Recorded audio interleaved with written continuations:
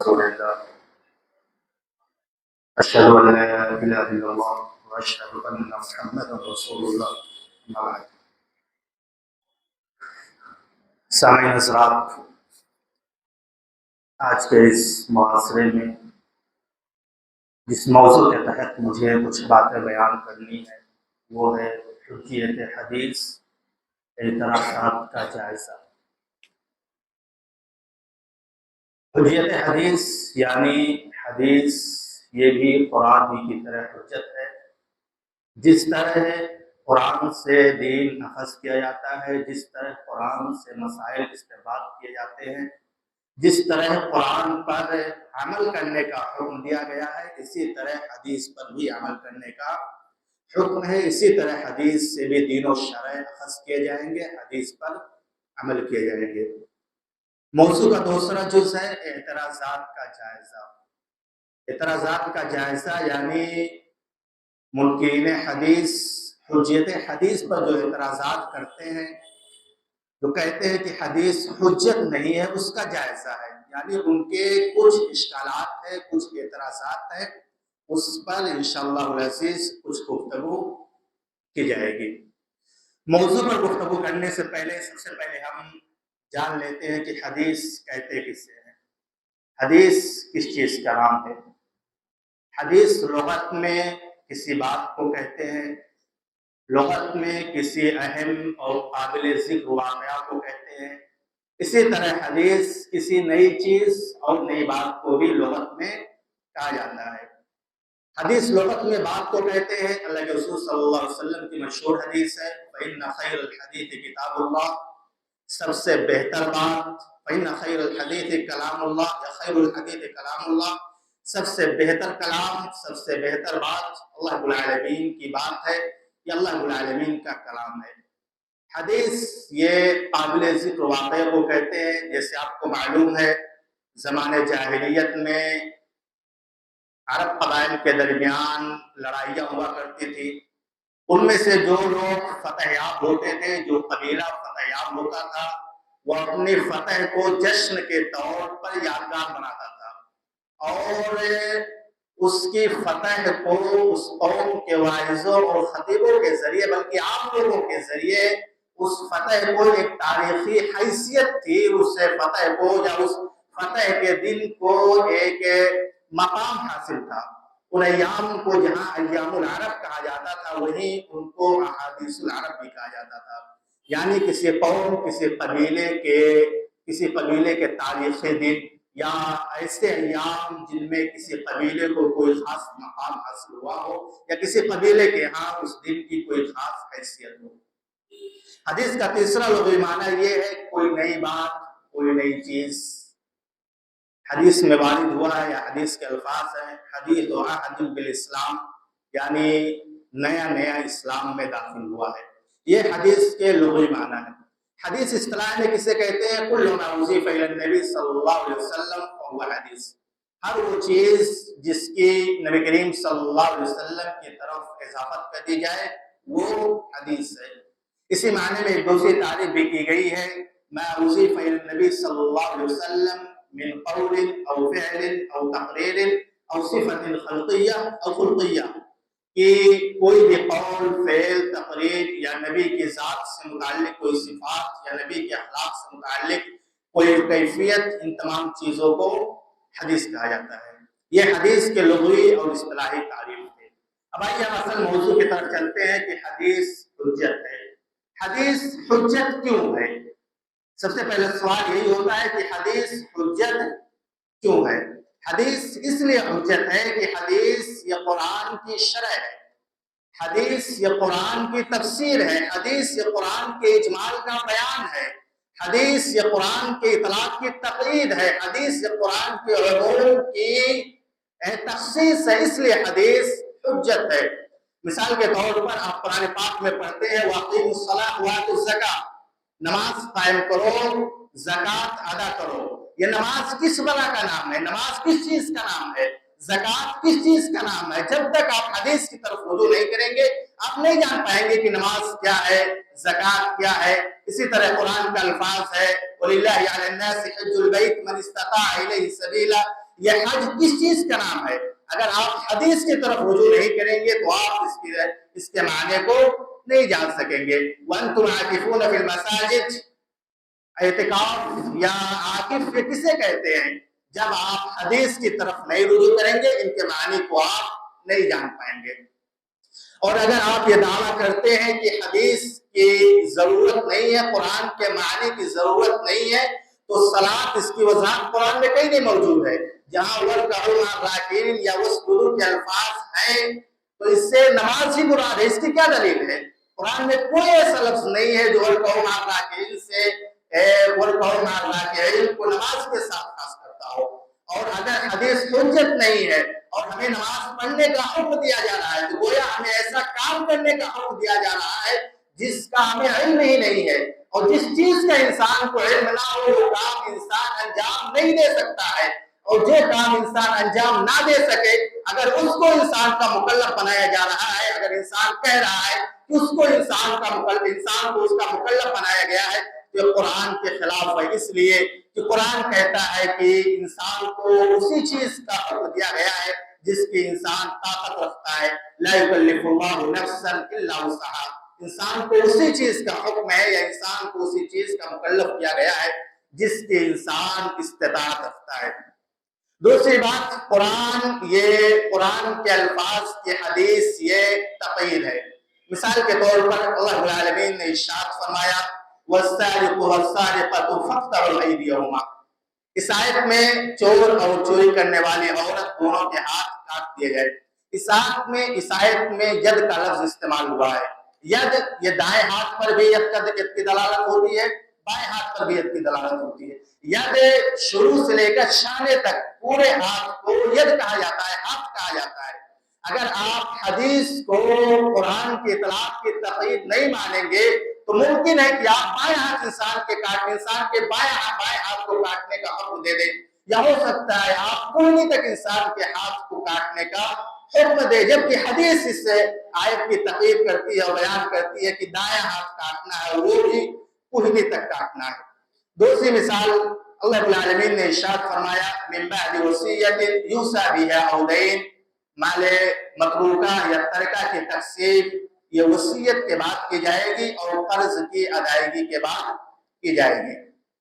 اس آیت میں وصیت کا لفظ مطلقاً استعمال ہوا ہے، یعنی کتنے مال کی وصیت کرنی ہے یہ اس آیت میں بیان نہیں ہوئی ہے۔ اگر آپ صرف قرآن پر عمل کریں گے تو ممکن ہے آپ پورے مال کو صدقہ کرنے کا جواز کے قائل ہو جائیں، یا ہو سکتا ہے کہ آپ کسی بھی شخص کو زکوٰۃ دینے کے قائل ہو جائے، جبکہ اگر آپ حدیث کی طرف رجوع کریں گے تو آپ کو معلوم ہوگا کہ ثلث مال کی زکوٰۃ، ثلث مال کی وصیت کرنی ہے، اور وصیت یہ وارثین کو نہیں کرنی ہے بلکہ فی سبیل اللہ کرنی ہے، جیسے کہ اللہ کے رسول نے ارشاد فرمایا ان اللہ اعطى كل ذي حق حقه فلا وصیۃ لوارث۔ تیسری مثال، اللہ رب العالمین نے ارشاد فرمایا حرمت علیکم امہاتکم وبناتکم واخواتکم وعماتکم وخالاتکم۔ اس آیت میں اللہ رب العالمین نے ان تمام عورتوں کا ذکر کیا ہے جن سے نکاح کرنا حرام ہے۔ پھر اس کے بعد والی آیت میں اللہ رب العالمین نے ارشاد فرمایا وَأُحِلَّ لَكُم مَّا وَرَاءَ ذَلِكُمْ، یعنی یہ جو پچھلی آیت میں جن عورتوں کا ذکر کیا گیا ہے ان کے علاوہ جتنی بھی عورتیں ہیں ان تمام عورتوں سے نکاح کرنا جائز ہے، یعنی امت کے لیے ان تمام عورتوں سے نکاح کرنے کا جواز ہے۔ اگر آپ حدیث کو حجت نہیں مانیں گے، حدیث کو قرآن کی تقید نہیں مانیں گے تو آپ خالہ اور بھانجی دونوں کو ایک ساتھ نکاح کرنے کے جواز کے قائل ہو جائیں گے، پھوپھی اور بھتیجی دونوں کو ایک ساتھ جمع کرنے کے قائل ہوں گے، جبکہ ایسا کرنا منع ہے۔ نبی کریم صلی اللہ علیہ وسلم نے اس سے منع کیا ہے اور اس کا ذکر پچھلی آیت میں نہیں ہے۔ قرآن یہ حدیث یہ قرآن کے عموم کی تخصیص کرتی ہے، جیسے کہ اللہ رب العالمین نے ارشاد فرمایا انما حرم علیکم المیتۃ والدم ولحم الخنزیر وما اہل لغیر اللہ بہ۔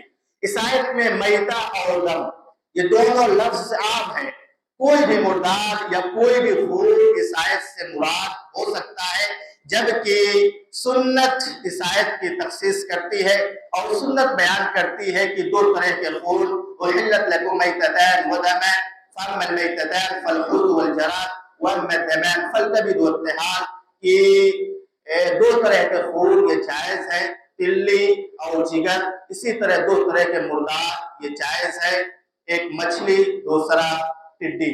اگر آپ حدیث کو قرآن کی تقید نہیں مانیں گے تو ہر طرح کے مردار کو یا اسی طرح ہر طرح کے خون کو حرام قرار دیں گے۔ دوسری مثال اللہ رب العالمین نے ارشاد فرمایا یوصیکم اللہ فی اولادکم للذکر مثل حظ الانثیین۔ اللہ رب العالمین تمہیں تمہاری اولادوں کے متعلق وصیت کرتا ہے میراث کس طرح تقسیم کی جائے گی۔ پھر آگے کی آیت میں ان کے حصوں کو بیان کیا گیا ہے۔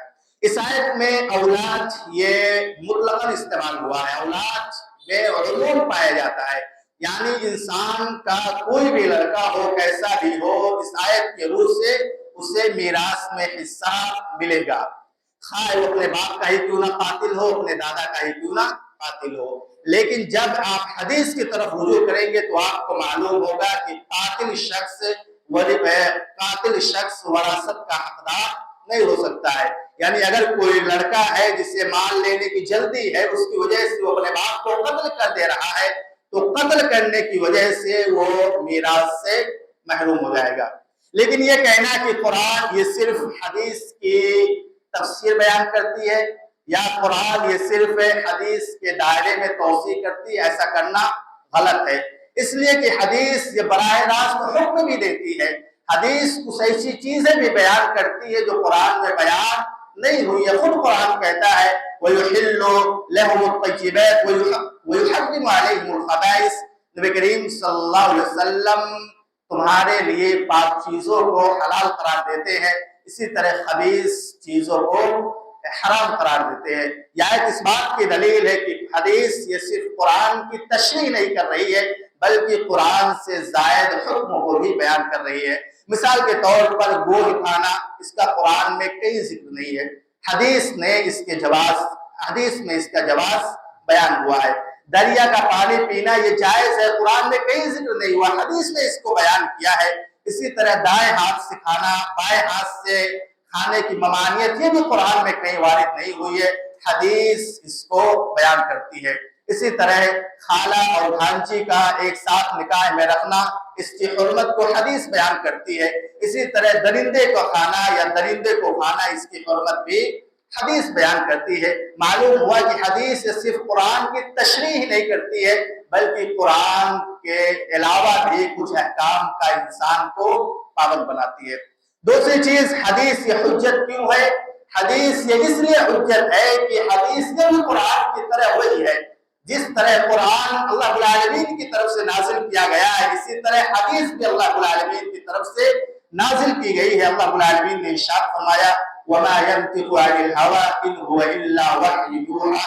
نبی اپنی خواہش سے کلام نہیں کرتے ہیں، نبی جو بات کہتے ہیں وہ وحی ہوتی ہے جو ان کے طرف نازل کی گئی ہوتی ہے۔ دوسری مثال اللہ رب العالمین نے ارشاد فرمایا إِنَّا أَرْسَلْنَا إِلَيْكُمْ رَسُولًا شَاهِدًا عَلَيْكُمْ كَمَا أَرْسَلْنَا إِلَىٰ فِرْعَوْنَ رَسُولًا۔ ہم نے تم پر یا تمہاری طرف ایک رسول کو بھیجا جو تم پر گواہ ہے، جیسے ہم نے فرعون کی طرف ایک رسول کو بھیجا تھا۔ ہم نے تمہاری طرف ایسے ہی ایک رسول بھیجا جیسے فرعون کی طرف ایک رسول بھیجا تھا۔ فرعون کی طرف حضرت موسیٰ علیہ السلام کو رسول بنا کر بھیجا تھا۔ حضرت موسیٰ علیہ السلام کے متعلق اللہ رب العالمین دوسری جگہ ارشاد فرماتا ہے وَأَنَا رَبُّكَ إِنِّي أَنَا رَبُّكَ فَاخْلَعْ عَلَيْكَ إِنَّكَ بِالْوَادِ الْمُقَدَّسِ طُوًى وَأَنَا اخْتَرْتُكَ فَاسْتَمِعْ لِمَا يُوحَىٰ إِنَّنِي أَنَا اللَّهُ لَا إِلَٰهَ إِلَّا أَنَا فَاعْبُدْنِي وَأَقِمِ الصَّلَاةَ لِذِكْرِي إِنَّ السَّاعَةَ آتِيَةٌ أَكَادُ أُخْفِيهَا لِتُجْزَىٰ كُلُّ نَفْسٍ بِمَا تَسْعَىٰ۔ جب موسیٰ علیہ السلام وادی مقدس میں پہنچے تو اللہ رب العالمین نے انہیں حکم دیا اپنے جوتوں کو اتار دو کیونکہ یہ وادی مقدس ہے، میں نے تمہیں پسند کر لیا ہے، اب میری وحی کو کان لگا کر سنو، میرے سوا کوئی معبود نہیں ہے، میری عبادت کرو، وقم الصلاۃ لذکری، میری یاد کے لیے نماز پڑھو، قیامت آنے والی ہے، میں نے اس کو چھپا رکھا ہے تاکہ ہر شخص کو اس کے اعمال کا بدلہ دیا جائے۔ موسیٰ علیہ السلام کی طرف اس آیت کی وحی کی گئی۔ اس آیت کے علاوہ بھی دوسری آیت کی وحی کی گئی دوسرے مقام پر، فَأَوْحَيْنَا إِلَى مُوسَىٰ أَنِ اضْرِب بِّعَصَاكَ الْبَحْرَ فَانْفَلَقَ فَكَانَ كُلُّ فِرْقٍ كَالطَّوْدِ الْعَظِيمِ۔ موسیٰ علیہ السلام کی طرف اللہ رب العالمین نے وحی کی کہ اپنی لاٹھی کو سمندر میں مارو، دریا پر مارو۔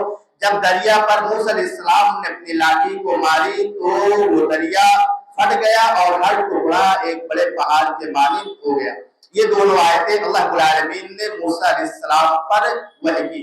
یہ دونوں آیتیں اللہ رب العالمین نے کتاب ملنے سے پہلے موسیٰ علیہ السلام کی طرف وحی کی تھی، یعنی موسیٰ علیہ السلام کو ابھی کتاب نہیں دی گئی تھی، اس سے پہلے اللہ رب العالمین نے ان آیتوں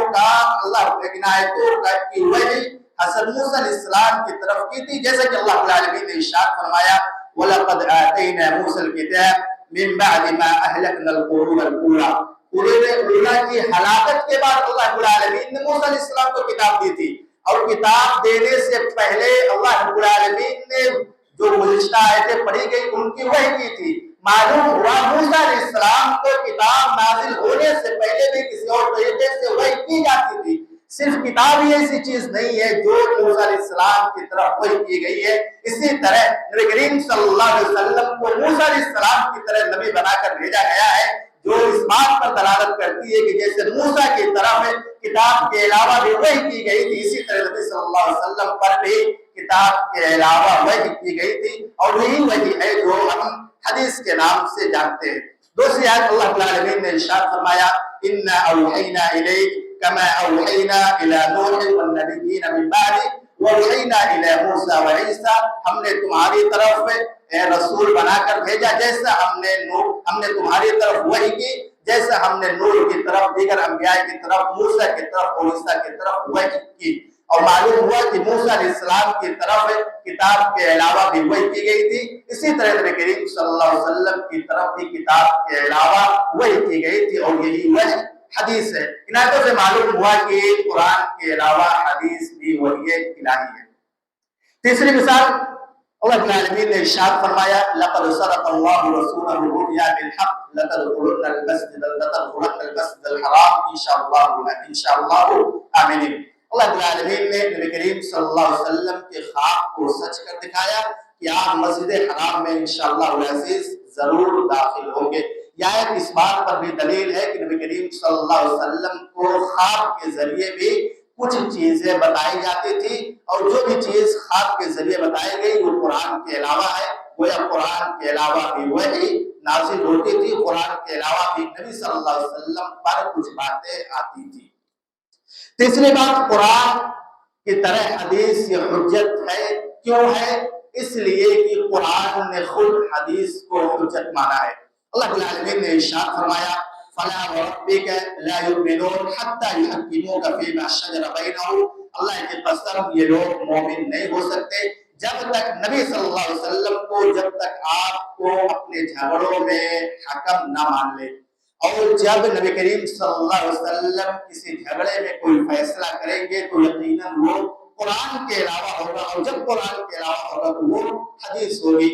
گویا نبی کریم صلی اللہ علیہ وسلم کے فیصلوں کو ماننے کا، نبی کریم صلی اللہ علیہ وسلم کے فیصلوں کو ایمان کا معیار بتایا گیا ہے، اور نبی کریم صلی اللہ علیہ وسلم کے فیصلے یہ حدیث ہے۔ اللہ رب العالمین نے دوسری کا ارشاد فرمایا قُلْ اطیعوا اللَّهَ وَاطیعوا الرَّسُولَ۔ اللہ کی اطاعت کرو، اللہ کی اطاعت کرو، رسول کی اطاعت کرو، اور رسول کی اطاعت اسی وقت ہوگی جب نبی کریم صلی اللہ علیہ وسلم کی بات کو ہم مانیں گے، اور نبی کی بات یہ حدیث ہے۔ تیسری مثال اللہ رب العالمین نے ارشاد فرمایا فَلْيَحْذَرِ الَّذِينَ يُخَالِفُونَ عَنْ أَمْرِهِ۔ نبی کریم صلی اللہ علیہ وسلم کے حکم کی مخالفت کرنے والوں کو ڈرنا چاہیے أَن تُصِيبَهُمْ فَلْيَحْذَرِ الَّذِينَ يُخَالِفُونَ عَنْ أَمْرِهِ أَن تُصِيبَهُمْ فِتْنَةٌ أَوْ يُصِيبَهُمْ عَذَابٌ أَلِيمٌ، کہ ان پر کوئی فتنہ آ جائے یا انہیں کوئی عذاب، دردناک عذاب آ لے۔ یہاں اللہ کے رسول کے حکم کے مخالفت کرنے پر عذاب کی وحی سنائی گئی ہے، سزا کی وحی سنائی گئی ہے، اور اللہ کے رسول کا حکم یہ حدیث ہے وَمَا آتَاكُمُ الرَّسُولُ فَخُذُوهُ وَمَا نَهَاكُمْ عَنْهُ فَانْتَهُوا۔ نبی جس چیز کا تمہیں حکم دے، نبی جو بات تمہیں دے اسے لے لو، اور نبی جس چیز سے تمہیں منع کر دے اسے باز آ جاؤ. اور نبی جس بھی بات کا یا جس بھی کام کا حکم دیں گے وہ حدیث ہے، جس چیز سے نبی منع کریں گے وہ حدیث ہے. حدیث حجت کیوں ہے؟ اس لیے کہ نبی کریم صلی اللہ علیہ وسلم نے خود حدیث کو حجت مانا ہے. اللہ حضور صلی اللہ علیہ وسلم نے ارشاد فرمایا اذا نهيتكم عن شيء فاجتنبوه واذا امرتكم بامر فاتوا منه ما استطعتم. جب میں کسی چیز سے تمہیں منع کر دوں تو باز آ جاؤ، جب میں کسی کام کے کرنے کا تمہیں حکم دوں تو اپنی طاقت پر اس کو انجام دو. وہ نبی کریم صلی اللہ علیہ وسلم اپنی حدیث پر، اپنی باتوں پر عمل کرنے کا حکم دے رہے ہیں. اسی طرح نبی کریم صلی اللہ علیہ وسلم نے ارشاد فرمایا من اطاعنی فقد اطاع اللہ ومن عصانی فقد عصى اللہ. جس نے میری اطاعت کی اس نے اللہ کی اطاعت کی، جس نے میری نافرمانی کی اس نے اللہ کی نافرمانی کی. گویا نبی کی اطاعت کرنا یہ اللہ کی اطاعت ہے، اور نبی کریم صلی اللہ علیہ وسلم اپنی اطاعت کرنے کا حکم دے رہے ہیں. صلو کما رأیتمونی اصلی. نبی کریم صلی اللہ علیہ وسلم کا مشہور فرمان ہے جیسے میں نماز پڑھ رہا ہوں ویسے ہی تم بھی نماز پڑھو، جیسے مجھے نماز پڑھتے ہوئے دیکھو ویسے تم بھی نماز پڑھو. گویا نبی کریم صلی اللہ علیہ وسلم اپنی باتوں یا اپنے طریقوں پر عمل کرنے کا حکم دے رہے ہیں، اور نبی کی بات، نبی کا طریقہ، نبی کا عمل یہ حدیث ہے. حدیث حجت کیوں ہے؟ اس لیے کہ صحابہ کرام نے حدیث کو حجت مانا ہے، اور صحابہ کرام کے متعلق اللہ رب العالمین نے ارشاد فرمایا فَإِنْ آمَنُوا بِمِثْلِ مَا آمَنْتُم بِهِ فَقَدِ اهْتَدَوْا. اگر لوگ صحابہ کرام کے ایمان کی طرح ایمان لے کر آئیں گے تب ہدایت یافتہ ہوں گے. اور صحابہ کرام نبی کریم صلی اللہ علیہ وسلم کی حدیث کو حجت مانتے تھے، نبی کریم صلی اللہ علیہ وسلم کے احکام پر عمل کرتے تھے. حدیث حجت اس لیے بھی ہے کہ تابعین نے، فقہائے اعظام نے حدیث کو حجت مانا ہے، اور جتنے بھی فقہاء ہیں، خواہ امام ابو حنیفہ ہو، امام شافعی ہو، امام مالک ہو، امام احمد بن حنبل ہو، سب نے حدیث کو قرآن کے بعد حجت مانا ہے. سب نے حدیث کو دوسرا ماخذ مانا ہے، اور سب نے حدیث ہی پر اپنی فقہ کی بنیاد رکھی ہے. یہ اب تک جو گفتگو ہوئی تھی وہ موضوع کے پہلے حصے پر تھی کہ حدیث حجت ہے، حدیث حجت کیوں ہے.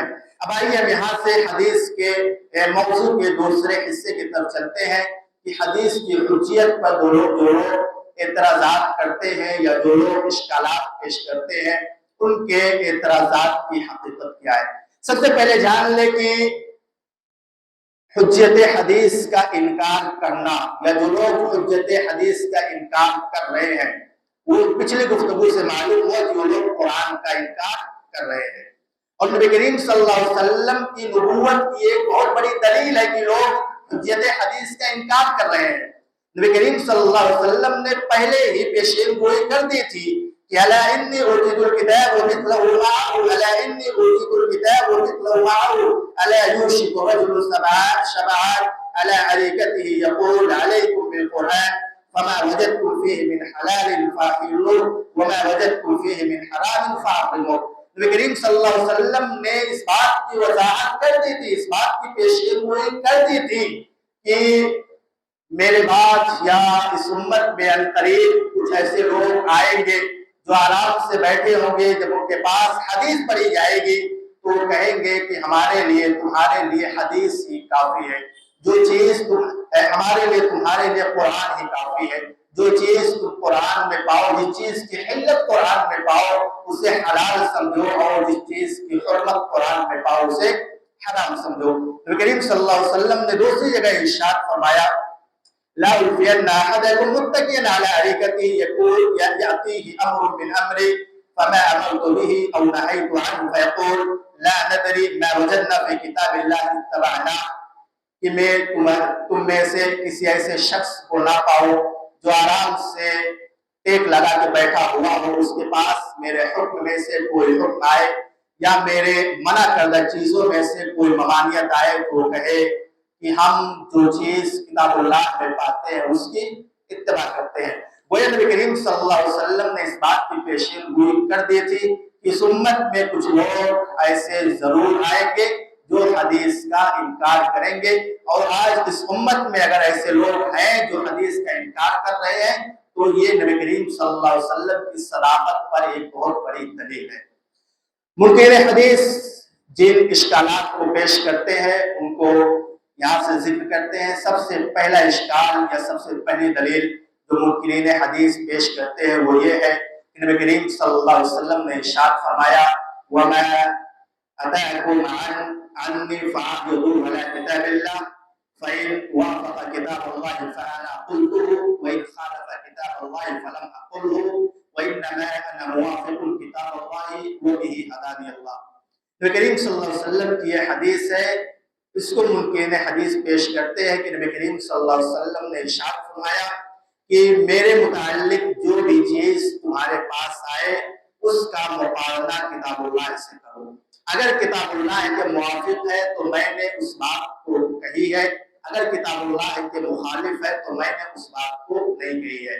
مجھے اسی بات کی رہنمائی کی گئی ہے، مجھے اسی بات کے لیے بھیجا گیا ہے کہ میں کتاب اللہ کی موافقت کروں۔ اس حدیث سے منکرین حدیث استدلال پکڑتے ہیں کہ حدیث حجت نہیں ہے۔ وجہ استدلال یہ ہے کہ اگر حدیث اس وقت حجت ہے جب وہ کتاب اللہ کی موافقت کرے۔ اگر حدیث کتاب اللہ کی موافقت نہیں کر رہی ہے تو حدیث پر عمل نہیں کیا جائے گا، حدیث کو رد کر دیا جائے گا۔ اس لیے کہ نبی کریم صلی اللہ علیہ وسلم نے ارشاد فرمایا فَإِنْ وَافَقَ كِتَابَ اللَّهِ فَأَنَا قُلْتُهُ وَإِنْ خَالَفَ كِتَابَ اللَّهِ فَلَمْ أَقُلْهُ۔ اگر کتاب اللہ کی موافقت حدیث کر رہی ہے تب میں نے وہ بات کہی ہے، اگر کتاب اللہ کی مخالفت کر رہی ہے تو میں نے وہ بات نہیں کہی ہے۔ گویا اگر حدیث کتاب اللہ کے مخالف ہے تو حدیث یہ حجت نہیں ہے، اگر حدیث کتاب اللہ کے موافق ہے تب حدیث یہ حجت ہے۔ یہ ان کا اعتراض ہے۔ اس اعتراض کا سب سے پہلا جواب یہ ہے کہ یہ حدیث انتہائی درجے کی ضعیف حدیث ہے۔ امام ابن حزم نے اور ابن عبد البر نے، امام بیہقی نے، امام سیوطی رحمہ اللہ نے اس حدیث کو ضعیف قرار دیا ہے، لیکن ہم اس حدیث کو صحیح مان لیتے ہیں کہ نہیں یہ حدیث صحیح ہے۔ پھر بھی یہ حدیث حجت حدیث کے منکرین کے لیے دلیل نہیں ہو سکتی ہے، اس لیے کہ اس حدیث میں ہے اگر حدیث کتاب اللہ کی موافقت کرے تب حجت ہے، اگر کتاب اللہ کی مخالفت کرے تو حجت نہیں ہے۔ اسی حدیث کو جب ہم قرآن پر پیش کرتے ہیں اور دیکھتے ہیں کہ کیا یہ حدیث قرآن کے مخالف ہے یا قرآن کے موافق ہے تو قرآن میں ہے وَمَا آتَاكُمُ الرَّسُولُ فَخُذُوهُ وَمَا نَهَاكُمْ عَنْهُ فَانْتَهُوا۔ رسول جس بات کا تمہیں حکم دے اسے لے لو، رسول جس بات سے تمہیں منع کرے اس سے منع ہو جاؤ، اس سے رک جاؤ۔ قرآن میں کوئی ایسی بات نہیں ہے جو اس بات پر دلالت کر رہی ہے کہ حدیث کو قرآن پر پیش کیا جائے، بلکہ قرآن اس بات پر دلالت کر رہا ہے کہ نبی جو بات کہے اسے لے لو۔ یہ حدیث قرآن کے چونکہ مخالف ہو رہی ہے، اس لیے یہ حدیث انکار حدیث کے لیے حجت نہیں ہو سکتی ہے۔ دوسری دلیل جو لوگ پیش کرتے ہیں وہ یہ ہے کہ وَنَزَّلْنَا عَلَيْكَ الْكِتَابَ تِبْيَانًا لِكُلِّ شَيْءٍ، ہم نے آپ کی طرف کتاب نازل کی جو ہر چیز کا جس میں ہر چیز کا بیان ہے۔ یعنی قرآن ایک ایسی کتاب ہے جس میں ہر چیز کا بیان ہے، اور جب قرآن میں ہر چیز کا بیان ہے تو پھر حدیث کی کوئی ضرورت نہیں ہے۔ یہ ان کا اشکال ہے۔ اس کا جواب یہ ہے کہ قرآن میں یقیناً ہر چیز کا بیان ہے، لیکن قرآن یہ دو طرح سے بیان کرتا ہے۔ یا تو قرآن کسی چیز کو نصاً بیان کر دیتا ہے، جیسے نماز کی فرضیت، زکوٰۃ کی فرضیت، حج کی فرضیت یا بیع و شراء کی اباحت کو قرآن یہ نصاً بیان کر رہا ہے۔ دوسرا طریقہ قرآن کے بیان کا یہ ہے کہ قرآن کسی ایسی دلیل کی طرف احالہ کر دیتا ہے جس کا شارع نے اعتبار کیا ہے، لہذا ہر وہ بات یا ہر وہ مسئلہ جو حدیث سے ثابت ہو وہ حجت ہے، اس لیے کہ قرآن نے حدیث کی طرف رہنمائی کی ہے۔ تیسری دلیل ان لوگوں کی یہ ہے کہ اِنَّا نَحْنُ نَزَّلْنَا الذِّكْرَ وَإِنَّا لَهُ لَحَافِظُونَ، ہم نے ذکر کو نازل کیا اور ہم ہی اس کی حفاظت کرنے والے ہیں۔ مجھے استدلال یہ ہے کہ اگر سنت بھی حجت ہوتی تو جس طرح اللہ رب العالمین نے قرآن کی حفاظت کی ذمہ داری لی ہے، اسی طرح اللہ رب العالمین حدیث کی حفاظت کی بھی ذمہ داری لے لیتا، لیکن کہیں یہ بات ثابت نہیں ہے کہ اللہ رب العالمین نے حدیث کی حفاظت کی ذمہ داری لی ہے، لہذا حدیث حجت نہیں ہے۔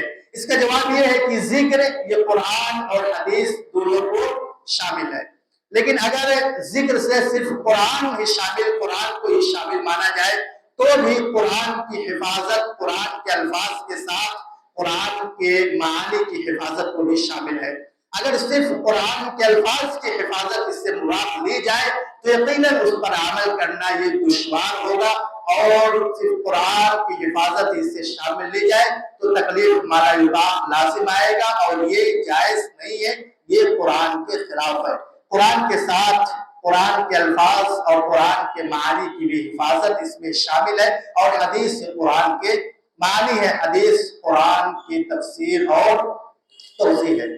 ایک اعتراض یہ ہے کہ ما فرطنا فی الکتاب من شیء، اللہ رب العالمین بیان کرتا ہے کہ میں نے اس کتاب میں کسی بھی چیز کی کمی نہیں رکھی ہے، یعنی ہم نے اس کتاب میں ہر چیز کو بیان کر دیا ہے۔ اس آیت میں شیء یہ نکرہ ہے، نکرہ نفی کے سیاق میں آیا ہے جو کہ عموم پر دلالت کرتا ہے، یعنی کوئی بھی چیز ایسی نہیں ہے جو اس کتاب میں نہ بیان کی گئی ہو۔ یاد رکھیں یہاں کتاب سے مراد لوح محفوظ ہے، قرآن نہیں ہے، اس لیے کہ مکمل آیت اسی بات پر دلالت کرتی ہے وَمَا مِن دَابَّةٍ فِي الْأَرْضِ وَلَا طَائِرٍ يَطِيرُ بِجَنَاحَيْهِ إِلَّا أُمَمٌ أَمْثَالُكُم مَّا فَرَّطْنَا فِي الْكِتَابِ مِن شَيْءٍ، کہ زمین پہ جو بھی جانور ہیں، جو بھی پرندے اڑنے والے ہیں، وہ تمہاری طرح کے مخلوق ہے یا تمہاری طرح ہے۔ مَا فَرَّطْنَا فِي الْكِتَابِ مِن شَيْءٍ، میں نے کتاب میں کسی بھی چیز کی کمی واقع نہیں رکھی ہے، میں نے کتاب میں ہر چیز کا ذکر کیا ہے۔ اگر یہاں کتاب سے مراد قرآن مان لیا جائے تو یقیناً ہزاروں جانور ایسے ہوں گے جن کا ذکر قرآن میں وارد نہیں ہے، اور اگر کتاب سے قرآن ہی مراد ہے تو قرآن گویا غلط بیانی کر رہا ہے، جو کہ کوئی بھی قابل شخص جس کا کوئی بھی قابل شخص اقرار نہیں کرے گا۔ ممکن حدیث کا ایک شبہ یہ بھی ہے کہ سنت میں ضعیف اور موضوع حدیثیں بھی پائی جاتی ہے۔ اگر سنت یعنی حدیث اگر حجت ہے تو اس میں ضعیف اور صحیح حدیث کا پایا جانا کیسے جائز ہو سکتا ہے، جبکہ ممکن ہے کوئی حدیث ایسی ہو جو موضوع ہو، نبی نے نہ بیان کی ہو، نبی نے نہیں بیان کی ہے، لیکن لوگ اس پر عمل کر سکتے ہیں، گویا اس چیز پر لوگ عمل کر رہے ہیں جس کو نبی نے نہیں بیان کیا ہے۔ اس کا جواب یہ ہے کہ اہل علم نے ان حدیثوں کو الگ کر دیا ہے جو ضعیف ہے، جو موضوع ہے، لہذا آج اگر کوئی شخص حدیث پر عمل کر رہا ہے تو خالص حدیث پر عمل کر رہا ہے، انہی حدیثوں پر عمل کر رہا ہے جو مقبول ہے۔ ممکن حدیث کا ایک اشکال یہ ہے کہ حدیث چونکہ بالمعنی روایت کی گئی ہے، اور کبھی کبھار ایسا ہوتا ہے کہ جب انسان بالمعنی کسی چیز کو روایت کرتا ہے تو اس میں غلطی کا امکان ہو سکتا ہے اس نے لفظ کو بدل دیا ہو اور لفظ کے بدلنے سے معنی تبدیل ہو گیا ہو۔ تو یاد رکھیں علماء نے مطلقاً بالمعنی روایت کی اجازت نہیں دی ہے، بلکہ علماء نے بالمعنی روایت کے کچھ شروط مقید کیے ہیں۔ پہلی شرط تو یہ ہے کہ جو راوی بالمعنی روایت کر رہا ہو وہ اس روایت کا معنی بھی سمجھ رہا ہو۔ دوسری شرط یہ ہے کہ راوی جو بالمعنی روایت کر رہا ہو وہ ایسے لفظ کو بھی جانتا ہو، اس لفظ کے معنی کو بھی جانتا ہو جو اسے روایت کے معنی کو تبدیل کر دیتی ہے، یا اس چیز کو بھی جانتا ہو جو روایت کے معنی کو تبدیل کر دیتی ہے۔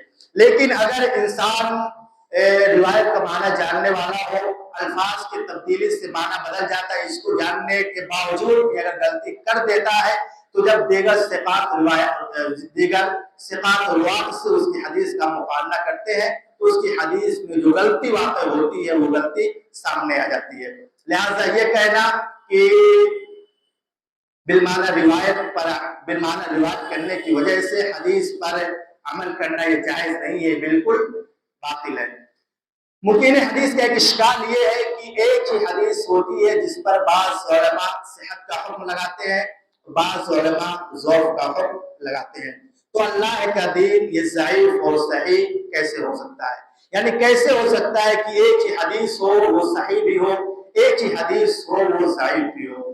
ایک خطرناک اشکال ہے جو اکثر منکرین حدیث کی زبانوں پر رہتا ہے، لیکن اگر وہ قرآن کو دیکھیں تو انہیں معلوم ہوگا کہ قرآن میں بھی کئی ساری آیتیں ہیں یا قرآن کی قرأتوں میں قرآن کا بہت زیادہ اختلاف ہے۔ قرآن کی بعض قرأتیں متواتر ہے، بعض قرأتیں شاذ ہے۔ اگر قرآن میں متواتر اور شاذ کے اختلاف سے قرآن کی حجت باطل نہیں ہو رہی ہے تو پھر حدیث میں صحیح اور ضعیف کے اختلاف سے حدیث کی حجت باطل نہیں ہونی چاہیے۔ دوسرا جواب یہ ہے کہ حدیث کا جو اکثر اور غالب ذخیرہ ہے، زیادہ تر حدیث، اس میں صحت اور ذوق کا اختلاف نہیں ہے، بلکہ بہت ہی کم ایسی حدیثیں ہیں جن کے مابین علماء کے درمیان اختلاف ہوا ہے۔ تیسری بات یہ کہ حدیث میں جس حدیث میں اختلاف ہوا ہے وہ اصول مبادی سے تعلق نہیں رکھتی ہے، بلکہ فروعات سے ان کا تعلق ہے۔ چوتھی بات یہ کہ جب یہ بات کہی جاتی ہے کہ اللہ کا دین حدیث ہے تو یہ عوامی جملہ ہوتا ہے، عوامی بیان ہوتا ہے، بلکہ علمی بیان یہ ہوتا ہے کہ اللہ کا دین حدیث میں ہے۔ لہذا حدیث کے صحیح اور ضعیف ہونے کا مطلب حدیث کی صحت اور حدیث کی ضعف نہیں ہے، لہذا حدیث کے صحت اور حدیث کے ضعف کا مطلب دین کی صحت اور دین کا ضعف نہیں ہے، بلکہ دین کی اپنے شارع کی نسبت صحت، دین کی اپنے شارع کی نسبت صحیح یا ضعف ہونا ہے، اور نسبت کے صحیح اور ضعف ہونے سے کوئی بھی فرق نہیں پڑتا ہے۔ پانچویں بات یہ کہ کسی حدیث کی صحت یا ضعف میں اختلاف مخاطبین کی جہت سے ہوتا ہے، نہ کہ خدا کی جہت سے۔ لہذا اگر قرآن مجید میں موجود اللہ کے دین اور اللہ کے حکم تک پہنچنے میں علماء کے درمیان اختلاف ہو جاتا ہے تو اس سے یہ نہیں کہا جائے گا کہ شریعتیں دو ہیں، بلکہ یہ کہا جائے گا کہ اللہ کا حکم ایک ہی ہے، قرآن ایک ہی ہے۔ بعض علماء اپنے فہم سے اس حکم تک پہنچ جاتے ہیں، بعض علماء اپنے فہم سے اس حکم تک نہیں پہنچتے ہیں۔ تو جب حدیث کی صحت اور ضعف میں اختلاف ہوتا ہے تو یہاں بھی یہ بات کہی جائے گی کہ شریعت ایک ہی ہے، حدیث ایک ہی ہے۔ ممکن ہے ایک عالم اپنی تحقیق سے اس حکم تک پہنچ جائے، اور ممکن ہے ایک عالم اپنی تحقیق سے اس حکم تک نہ پہنچے۔ چھٹی بات یہ کہ جب ہم کہتے ہیں کہ اللہ کا دین کتاب اللہ اور حدیث رسول میں موجود ہے تو من جملہ حفاظت کی بات ہوتی ہے، یعنی مطلب یہ ہوتا ہے کہ امت کے پاس ایسی باتیں، ایسی احادیث موجود ہے جن میں امت کا، جن میں مکمل دین بیان ہے۔ ممکن ہے کچھ لوگ اسے پالیں، کچھ لوگ اسے نہ پائیں، جیسے وہ آیات جو احکام پر دلالت کرتی ہے ان کا علماء کا اختلاف ہے۔ بعض لوگ کہتے ہیں 200 آیتیں ہیں، بعض لوگ کہتے ہیں 250 ہے، بعض لوگ کہتے ہیں 500 آیتیں ہیں۔ تو کیا 500، 250، 200 کے اختلاف کی وجہ سے اللہ کی شریعتیں مختلف ہو جائیں گی؟ کیا اس سے قرآن کی حجت باطل ہو جائے گی؟ نہیں ہوگی۔ تو جب قرآن کی حجت اختلاف کی وجہ سے نہیں باطل ہو رہی ہے تو پھر حدیث کی حجت اختلاف کی وجہ سے باطل کیوں ہو جائے گی؟ آخری اعتراض جو آج بیان کرنا ہے، اس کے علاوہ بھی کئی سارے اعتراضات ہیں، وہ یہ ہے کہ حدیث یہ زبانی روایات کے ذریعے منتقل ہوا ہے، اور جب کوئی چیز زبانی روایات کے ذریعے منتقل ہوتی ہے تو اس میں غلطی کا امکان زیادہ ہوتا ہے۔ مزید یہ نبی کریم صلی اللہ علیہ وسلم نے حدیث لکھنے سے منع کر دیا تھا، لا تكتبوا عني غیر القرآن فمن كتب عني غیر القرآن فليمحه، مجھ سے قرآن کے علاوہ کوئی اور چیز نہ لکھو، جس نے قرآن کے علاوہ کوئی اور چیز لکھا ہے وہ اس کو مٹا دے۔ یعنی اس آیت سے اس بات پر استدلال کرتے ہیں کہ قرآن یہ زبانی روایات کے ذریعے منتقل ہوا ہے، اور جو چیز زبانی روایات کے ذریعے منتقل ہوتی ہے ان پر اعتماد کم ہو جاتا ہے، اس لیے کہ ان میں غلطی کا امکان زیادہ ہوتا ہے۔ سب سے پہلا سوال ان کے اس اعتراض میں یہ بنتا ہے کہ کیا ماضی میں زبانی روایات کے ذریعے علوم و فنون منتقل ہوئے ہیں؟ دوسرا سوال یہ کہ کیا زبانی روایات کے ذریعے علوم و فنون منتقل نہیں ہو سکتے؟ تیسرا سوال یہ، اگر ماضی میں زبانی روایات کے ذریعے علوم و فنون منتقل ہوئے ہیں تو کیا ان کے متعلق بھی شکوک و شبہات کا اظہار کیا گیا ہے جس طرح حدیث کے متعلق شکوک و شبہات کا اظہار کیا جاتا ہے؟ ان تینوں سوالات کے جوابات نہیں ہے۔ یعنی دنیا میں بہت سی ایسی اقوام ہیں جن کی تاریخ زبانی روایات کے ذریعے منتقل ہوئی ہے۔ اگر آج مسلمانوں کی حد تک اس اصول کو مان لیا جائے کہ جو چیز زبانی روایات کے ذریعے منتقل ہوئی ہے وہ قابل قبول نہیں ہے، تو دنیا میں جس بھی قوم کے پاس اس کے قومی ذخائر ہے ان کو دریا خود کر دینا چاہیے، اس لیے کہ وہ بھی زبانی روایات کے ذریعے منتقل ہوئے ہیں۔ دوسری بات، یونانیت کے علوم و فنون پر آج لوگ تعجب کا اظہار کرتے ہیں۔ کیا کوئی شخص اس بات کا ثبوت دے سکتا ہے کہ شروع سے وہ علوم و فنون لکھت میں موجود تھے، یا شروع سے لے کر آج تک وہ علوم و فنون رائٹنگ میں، ریٹنگ میں، ریٹن میں موجود تھے؟ یقیناً نہیں۔ کوئی بھی علم ہو شروع میں وہ زبانی روایات کے ذریعے منتقل ہوتا ہے، بعد میں جا کر اسے لکھا جاتا ہے۔ تو اگر یونانیوں کے علوم و فنون شروع میں زبانی روایات کے ذریعے منتقل ہوئے ہیں، انہیں آج برباد نہیں کیا جا رہا ہے، ان سے استفادہ جائز قرار دیا جا رہا ہے، ان سے استفادہ لوگ کر رہے ہیں، اس پر اعتماد کر رہے ہیں، تو حدیث پر لوگ اعتراضات کیوں کر رہے ہیں؟ حدیث کے متعلق لوگ شکوک و شبہات کے اظہار کیوں کر رہے ہیں؟ افلاطون کوئی نہیں جانتا ہے، لیکن کوئی شخص یہ ثابت نہیں کر سکتا ہے کہ افلاطون کے افکار اس کے ہاتھ سے لکھے ہوئے آج موجود ہیں۔ ارسطو جو منطق کا فلسفے کا امام ہے، اس کے بھی ہاتھ کے لکھے ہوئے کوئی نسخہ آج موجود نہیں ہے۔ جالینوس کے لکھے ہوئے ہاتھ کا بھی کوئی نسخہ آج موجود نہیں ہے۔ لہذا جو لوگ زبانی روایات کے ذریعے منتقل ہونے والے علوم و فنون کا انکار کرتے ہیں، ان پر اعتماد نہیں کرتے ہیں، انہیں چاہیے کہ ارسطو اور افلاطون کے علوم و فنون کو دریا بورد کر دی جائے، اس لیے کہ ان کے ہاتھ کا لکھا ہوا موجود نہیں ہے۔ یہ تعجب کی بات ہے، حیرت انگیز بات ہے کہ ایک علم ہے وہ اہل مغرب سے تعلق رکھتا ہے، اس پر اعتماد کیا جا رہا ہے۔ ایک علم ہے مسلمانوں سے تعلق رکھتا ہے، نبی کی ذات سے نسبت رکھتا ہے، اور شروع سے لے کر آخر تک آئے اس سلسلے میں جھگڑا ہوا ہے، اس کے متعلق شکوک و شبہات کے اظہار کیا جاتا ہے، اور اس کے انکار کا در پہ اس کے انکار کے در پر لگا ہوا جاتا ہے۔ یہ دوہری معیار ہے، ایسا نہیں ہونا چاہیے کہ تمہارے پاؤں سے جو چھو جائے جو پتھر پارس، تمہارے پاؤں سے چھو جائے جو پتھر پارس، میرے ہاتھوں کا خریدا ہوا سونا مٹی۔ ایسا کیوں ہے کہ یونانیوں سے منسوب جو بھی علم ہو وہ قابل اعتماد ہو، مسلمانوں سے منسوب جو بھی علم ہو وہ ناقابل قبول ہو، اور اس کے متعلق شکوک و شبہات کا اظہار کیا جائے، جبکہ شروع سے لے کر آخر تک ایک ایک شخص کی تحقیق کی گئی ہے، ایک ایک راوی کے حالات کا ذکر کیا گیا ہے۔ دوسری بات یہ کہ جو حدیث ہم تک پہنچا ہے یہ زبانی روایات پر نہیں پہنچا ہے، بلکہ نبی کی ذات سے لے کر، نبی کی حیات سے لے کر حدیث کو لکھا جا رہا تھا، اور آج تک حدیث لکھی جا رہی ہے، اگرچہ اب سندوں کا سلسلہ منقطع ہو گیا ہے۔ نبی کی زندگی میں بھی حدیث لکھی جا رہی تھی۔ حضرت عبداللہ ابن عمرو ابن عاص رضی اللہ تعالیٰ عنہ کی روایت ہے، وہ کہتے ہیں میں نبی کریم صلی اللہ علیہ وسلم سے جو کچھ سنتا تھا اس کو لکھ لیا کرتا تھا۔ لوگوں نے کہا کہ نبی کی ہر بات کو تم کیوں لکھتے ہو سکتا ہے نبی کبھی غصے کے موڈ میں ہو، کبھی مزاج کے موڈ میں ہو، کوئی ایسی چیز بیان فرما دے، اس حالت میں تم لکھ لو۔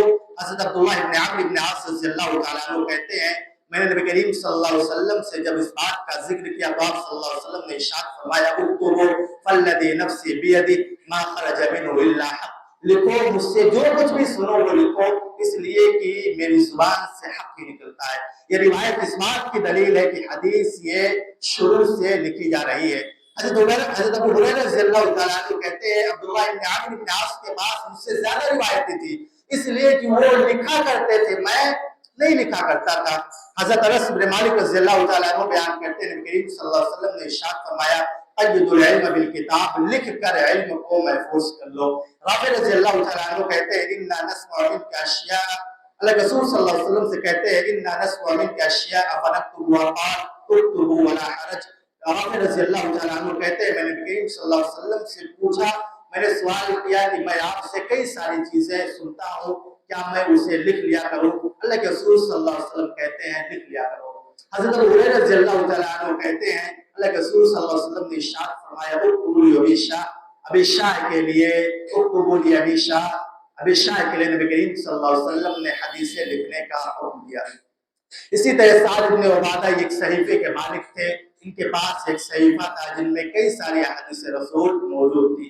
اس کے ساتھ ہی نبی کریم صلی اللہ علیہ وسلم نے کئی سارے حکام کی طرف خطوط بھیجے، تو نبی کریم صلی اللہ علیہ وسلم کا جس طرح فرمان ایک حدیث ہے، اسی طرح نبی کریم صلی اللہ علیہ وسلم کا حق بھی ایک حدیث ہے، اور یہ نبی کریم صلی اللہ علیہ وسلم کی زندگی میں موجود تھا۔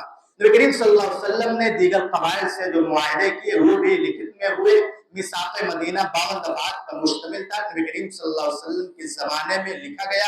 تاریخ ابن ہشام میں پورا میثاق یا پورا معاہدہ، پورا عہد نامہ موجود ہے۔ اسی طرح نبی کریم صلی اللہ علیہ وسلم کا جس قبائل سے معاہدہ ہوا آپ نے لکھا وہ سب کے سب حدیث ہے۔ گویا حدیث یہ نبی کریم صلی اللہ علیہ وسلم کے زمانے سے لکھی جا رہی ہے۔ یہ بات کہنا کہ حدیث یہ زبانی روایات کے ذریعے منتقل ہوئی ہے، یہ بات باطل ہے۔ آخری بات، اگر حدیث لکھی جا رہی ہے اور پہلی جو روایت بیان کی گئی ہے لا تكتبوا عني غیر القرآن فمن كتب عني غیر القرآن فليمنعه، ان دونوں میں اعتراض ہو رہا ہے۔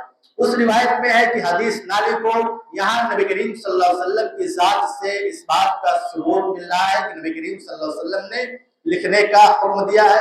دونوں روایتیں معارض یا دونوں روایتیں ایک دوسرے کے مخالف ہو رہی ہے۔ اس کا جواب یہ ہے کہ یہ ممانعت جو روایت میں ممانعت وارد ہوئی ہے وہ اس شخص کے حق میں ہے جس کو حفظ پر بھروسہ تھا اور اس کے متعلق یہ اندیشہ تھا کہ اگر اس نے کتابت پر اعتماد کر لیا، کہ اگر اس نے حدیث کو لکھ لیا تو کتابت پر اعتماد کر لے گا، لکھے ہوئے پر اعتماد کر لے گا اور اپنے حفظ کی قوت کو کھو دے گا۔ دوسرا جواب یہ ہے کہ ممانعت کا مطلب یہ تھا کہ حدیث اور قرآن دونوں کو ایک جگہ نہ لکھا جائے۔ تیسرا جواب یہ ہے کہ ممانعت قرآن کے نزول کے وقت کے لیے خاص تھا۔ اور چوتھی بات یہ کہ جو ممانعت والی روایت ہے اس کو علماء نے یہ جو اس بات والی روایت ہے ان روایتوں کے ذریعے اس کو منسوخ مانا ہے اور ان روایتوں کو اس روایت کا ناسخ مانا ہے۔ بارک اللہ لنا ولکم ولسائر المسلمین ونفعنا بآیات والذکر الحکیم انہ تعالی جواد کریم۔